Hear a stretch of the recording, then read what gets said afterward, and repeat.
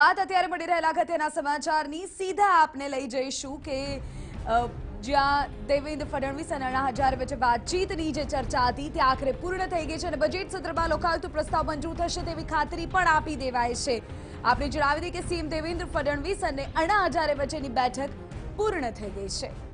प्रतिशत मुनाफा देकर भाव घोषित किए हैं, लेकिन उसमें सीटू पद्धति से भाव दिए जाए ऐसी भी अन्ना की मांग थी।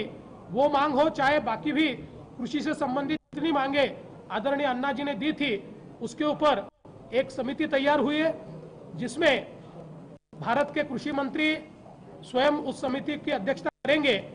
उसके साथ साथ आदरणीय सोमनाथ शास्त्री जी जो मंत्री भी रहे हैं और मूल जो आयोग था उसके अध्यक्ष भी रहे हैं, अन्ना जी की तरफ से अन्य आदरणीय सोमपाल जी इस कमेटी में रहेंगे और नीति आयोग के भी सदस्य, एक दो सदस्य उसमें रहेंगे और इन सदस्यों के माध्यम से ये सारे चीजों के ऊपर टाइम बाउंड एक निर्णय लिया जाएगा। ये सारी सिफारिशें की जाएगी और उन सिफारिशों पर केंद्र सरकार कार्रवाई करेगी।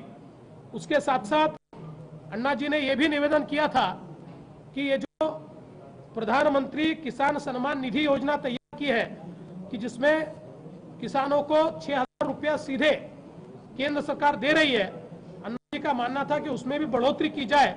उसमें हमने पत्र के माध्यम से अन्ना जी को ये निदर्शन में लाकर दिया कि स्वयं वित्त मंत्री ने कहा है कि अतिरिक्त संसाधन जुटने के बाद केंद्र सरकार इसमें बढ़ोतरी करने का मानस रखती है और साथ साथ राज्यों को भी ये निवेदन किया जाएगा कि राज्यों ने भी अपनी ओर से उसमें कंट्रीब्यूट किया तो हमारे किसानों को ज्यादा निधि इसके माध्यम से मिल पाएगा।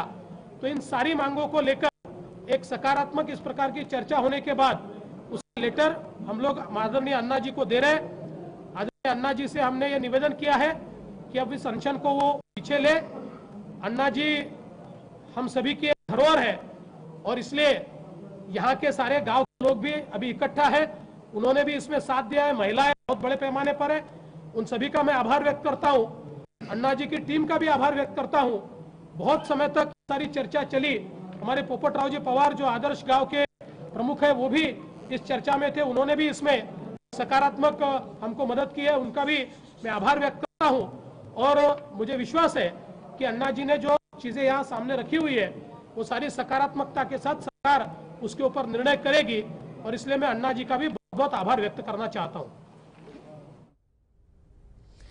तो आपने जणावी दे कि अण्णा हजारेनी भूख हड़ताळनो आज 7मो दिवस अने आज मैरेथोन बैठक चाली। महाराष्ट्रना मुख्यप्रधान अने तेओनी वच्चे अने आखरे देवेन्द्र फडणवीसे खातरी आपी छे के तेओ जे लोकायुक्तनी जे मांगणी करी रह्या छे ते प्रस्ताव बजेट सत्रमां मंजूर थशे।